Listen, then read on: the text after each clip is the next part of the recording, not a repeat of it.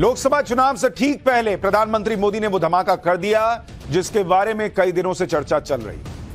केंद्र सरकार ने सीएए यानी नागरिकता कानून का नोटिफिकेशन जारी कर दिया और इसी के साथ पूरे देश में सीएए लागू हो गया है। यह वो कानून है जो 4 साल 8 महीने पहले संसद से पारित हुआ था। 4 साल 8 महीने पहले, और पिछले कई दिनों से माहौल नागरिकता कानून को लेकर बना हुआ था। खासतौर पर टीएमसी और ममता बनर्जी लगातार नागरिकता कानून के खिलाफ बोल रही थी। ममता ने तो कल ही बंगाल में एक रैली में कहा था कि वो सीएए और एनआरसी लागू नहीं होने देंगी, लेकिन ममता बनर्जी बयान ही देती रह गई और मोदी सरकार ने सीएए का नोटिफिकेशन जारी भी कर दिया। जैसे वहां कश्मीर में वो बोलती रह गई महबूबा मुफ्ती वगैरह कि कोई झंडा तिरंगा उठाने वाला नहीं मिलेगा, 370 गया तो गया। ममता बोलती रह गई, सीएए को आना था तो आ गया। सबसे पहले यह देखिए कि नागरिकता संशोधन कानून 2019 में क्या है, इसे थोड़ा आसान शब्दों में समझ लीजिए। दरअसल 3 पड़ोसी देशों के धार्मिक आधार पर प्रताड़ित अल्पसंख्यकों को भारत की नागरिकता देने का कानून, जो वहां माइनॉरिटी हैं। तो जो लोग कहते हैं कि पाकिस्तान का मुसलमान क्यों नहीं आ सकता, अरे भाई पाकिस्तान तो मुसलमानों के लिए ही बना हुआ देश है। मुसलमान वहां अल्पसंख्यक थोड़ी है। जो वहां रह गए ये सोच करके उन्हें न्याय मिलेगा और उन्हें प्रताड़ित किया गया, उनको यहां लाया जा रहा है। 31 दिसंबर 2014 से पहले भारत की नागरिकता मांगने वाले शरणार्थियों को नागरिकता देने का यह कानून है। यानी किसी की नागरिकता लेने का कानून तो है ही नहीं। 3 पड़ोसी देश हैं, पाकिस्तान, अफगानिस्तान और बांग्लादेश। तीनों देश ऐसे हैं जहां मुसलमान बहुसंख्यक हैं। तो जो पूछते हैं भाई मुसलमानों को क्यों नहीं, अरे भाई हम सबको शरण नहीं दे रहे हैं। जो प्रताड़ित है, अल्पसंख्यक है, उनको शरण दे रहे हैं, क्योंकि उनको यहां नहीं शरण मिलेगी तो कहां मिलेगी? ईरान और सीरिया में तो मिलेगी नहीं। 6 अल्पसंख्यक समुदाय हैं, हिंदू, सिख, बौद्ध, जैन, पारसी और ईसाई। सीएए नागरिकता देने का कानून है और इससे किसी भारतीय नागरिक की नागरिकता नहीं जाने वाली। सीएए उन लोगों के लिए है जो सालों से प्रताड़ित हैं और उनके पास भारत के अलावा दुनिया में कोई जगह ही नहीं है। यानी नागरिकता संशोधन अधिनियम भारत के 3 मुस्लिम पड़ोसी देशों के सताए और प्रताड़ित अल्पसंख्यकों को भारत की नागरिकता देने का कानून है। क्योंकि ये वो लोग हैं ना भाई भारत का बंटवारा जब हुआ तो पाकिस्तान धर्म देख के बना, मुसलमानों के लिए बना, लेकिन ये लोग फिर भी वहां रुके। इन्होंने उम्मीद जताई कि नहीं हमारे साथ न्याय होगा, हम इतने साल से आ रहे हैं। लेकिन जब इतने साल से इनको प्रताड़ना ही सहनी पड़ी, किसी की बेटी उठा के ले जा रहे हैं, कहीं पे गुरुद्वारे तोड़ दे रहे हैं, कुछ भी चल रहा है, तो नरेंद्र मोदी ने कहा कि भाई तो इनको कौन जगह देगा? हम नहीं देंगे तो अमेरिका देगी, इंग्लैंड देगा। ये वहां न रह गए, यहां भारत नहीं आए, तो भारत ही ना फिर इनको मौका देगा। इसलिए इन अल्पसंख्यकों को मौका मिल रहा है। इसमें तमाशा बनाया जा रहा है कि भाई मुसलमान को क्यों नहीं बुला रहे। अरे ये धर्म देख के नहीं, अल्पसंख्यक और प्रताड़ना देखकर हो रहा है। सीए लागू हुआ और इधर फिर से 2019 वाला माहौल बनाने की कोशिश शुरू हो गई। एआईएमआईएम के ओवैसी ने सोशल मीडिया पर लिख भी दिया कि आप क्रोनोलॉजी समझिए, पहले इलेक्शन सीजन आएगा, फिर सीए के नियम आएंगे, सीए पर हमारा विरोध वही पुराना है, सीएए विभाजनकारी है और गोडसे की सोच पर आधारित है जो मुसलमानों को 2म दर्जे का नागरिक बनाना चाहता था। आप किसी भी सताए गए इंसान को नागरिकता दें, लेकिन नागरिकता धर्म के आधार पर नहीं होनी चाहिए। एनपीआर, एनआरसी और सीएए मकसद सिर्फ मुसलमानों को टारगेट करना है। सीएए, एनपीआर, एनआरसी का विरोध करने के लिए जो लोग सड़कों पर उतरे थे, उनके पास फिर से इसका विरोध करने के अलावा कोई विकल्प नहीं होगा। यानी ओवैसी साहब ने भड़काना शुरू कर दिया है ऑलरेडी, और जबकि एनआरसी और एनपीआर का कोई जिक्र भी नहीं हुआ है। सरकार अभी बोल भी नहीं रही है कि वो एनआरसी एनपीआर लाने वाली है। सिर्फ सीएए का नाम सुनकर भड़काना शुरू हो गया। अच्छा, कह रहे हैं कि भाई सबको, जो भी प्रताड़ित है उसको जगह दे दीजिए। बॉस, हम 140 करोड़ बैठे हैं, 140 करोड़ जो प्रताड़ित है सबको जगह देने बैठेंगे, राशन पानी कौन देगा? फिर तो भर दुनिया से बुला लीजिए कि दुनिया में जहां जो प्रताड़ित है आइए सबको दीजिए। लॉजिक नाम की कोई चीज होती है? ओवैसी क्या फिर से शाहीन बाग जैसा विरोध प्रदर्शन करवाना चाहते हैं क्या? क्योंकि जिस तरह के बयान ओवैसी और दूसरे नेता दे रहे हैं, उसे देखते हुए शाहीन बाग में सुरक्षा कड़ी कर दी गई। सीएए लागू होने के फौरन बाद दिल्ली के शाहीन बाग में सुरक्षा बढ़ा दी गई। पुलिस ने शाहीन बाग के इलाके में फ्लैग मार्च निकाला। पुलिस और प्रशासन की तैयारी पूरी है कि इस बार 2020 जैसा प्रोटेस्ट ना होने पाए, जिससे लोगों को महीनों तक परेशानी झेलनी पड़ी थी। सुप्रीम कोर्ट को दखल देना पड़ा था, और इससे भारत के मुसलमान का कुछ लेना ही देना नहीं है सीएए से। तो भारत के मुसलमानों को क्यों भड़काना भाई? पश्चिम बंगाल की सीएम ममता बनर्जी तो लगातार नागरिकता संशोधन कानून का विरोध कर रही हैं। ममता बनर्जी ने कहा कि हम सीएए के नियम देखेंगे, अगर अधिकारों का हनन हुआ, भेदभाव हुआ तो हम उसे स्वीकार नहीं करेंगे। यह सिर्फ लॉलीपॉप और दिखावा है। अगर किसी की नागरिकता गई तो हम चुप नहीं बैठेंगे, हम किसी भी कीमत पर एनआरसी को स्वीकार नहीं करेंगे। भाई सीएए में नागरिकता जानी ही नहीं है, जबरदस्ती सीएए और एनआरसी को जोड़ते हैं ये लोग ताकि मुसलमानों को भड़काया जा सके। नहीं तो जब एनआरसी लिखी नहीं, एनआरसी आई नहीं, तो सीएए और एनआरसी की बात क्यों करते हैं? वहीं सीपीआईएम के नेता मोहम्मद सलीम ने कहा कि सीएए के मुद्दे पर पीएम मोदी और ममता बनर्जी में पहले ही बात हो चुकी है और दोनों इसको लेकर राजनीति कर रहे हैं। मतलब लेफ्ट तो कह रहा है कि मोदी जी और ममता जी दोनों मिले हुए हैं। सुनिए सीपीआईएम के नेता को, फिर दिखाऊंगा कि सीएए लागू होने से बंगाल में लोग कैसे जश्न मना रहे हैं। कानून के तहत आप इतने आसानी से किसी को नागरिकता ले भी नहीं सकते, किसी को नागरिकता दे भी नहीं सकते। और ये सरकार हमेशा चाहती है कि कागज जमा दो, तो फिर बोलेंगे सबको सब तमाम कागजात तुम जमा दो। जो सबसे पिछड़ा हुआ, सबसे गरीब, दलित, मतुआ, नमशूद्र है, उनको ज़्यादा परेशानी होगी कि उनके पास उतने कागज़ होते नहीं हैं जो सरकार जो कागज़ देखना चाहती है। लेकिन चुनाव के वक्त वो इसलिए किए हैं, मोदी और ममता राजभवन में बैठ के बात हो गया है, दोनों का डायलॉग ठीक हो गया है। ये कहेंगे हम सीए लागू कर रहे हैं, ममता कहेगी हम सीए लागू करने नहीं देंगे। यानी लेफ्ट के मुताबिक बीजेपी और टीएमसी की सेटिंग गेटिंग हो गई है। ममता बनर्जी कह रही है कि एनआरसी को लागू नहीं होने देंगे, सीएए के नियम देखने के बाद अगर भेदभाव हुआ तो उसे स्वीकार नहीं करेंगी।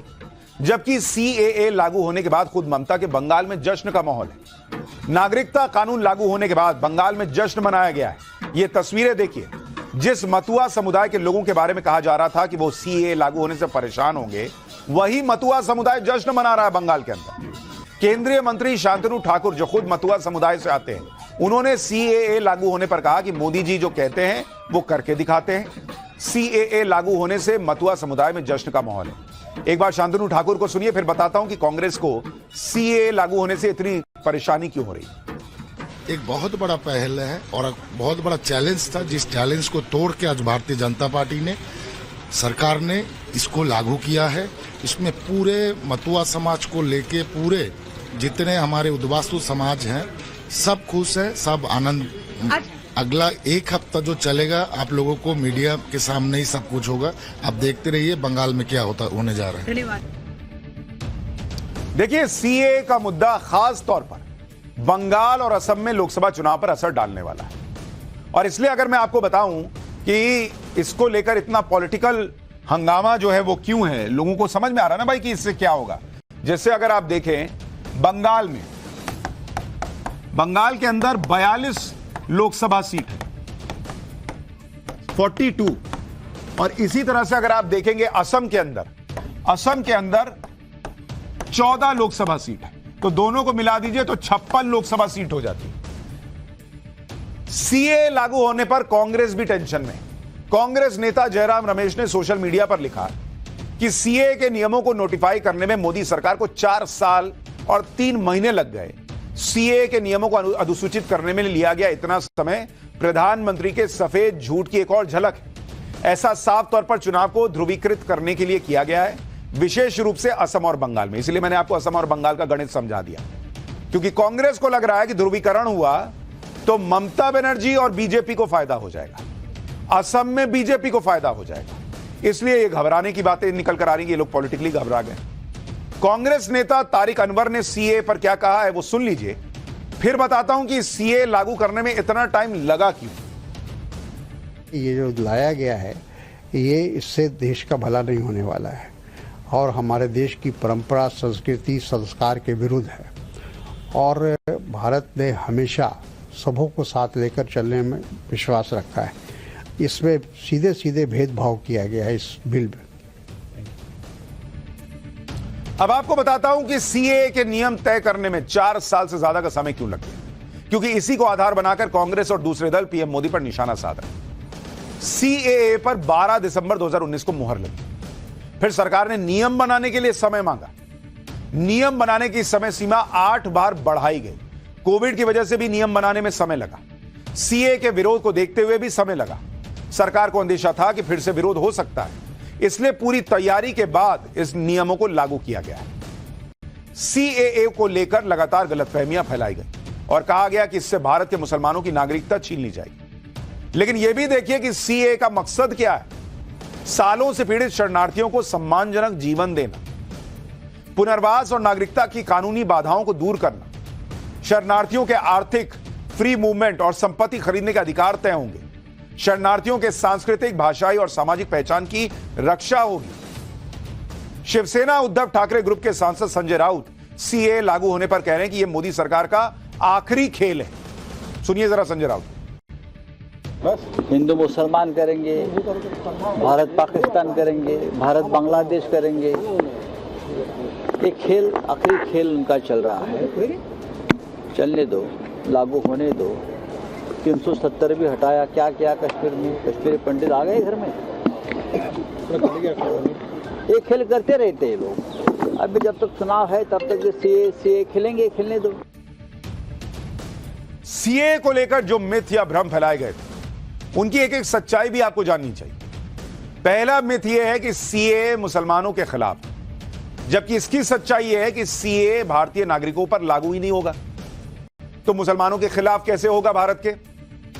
पिछले 6 साल में 2830 पाकिस्तानी और 912 अफगानों को भारत की नागरिकता मिली है और इसमें ज्यादातर मुसलमान हैं।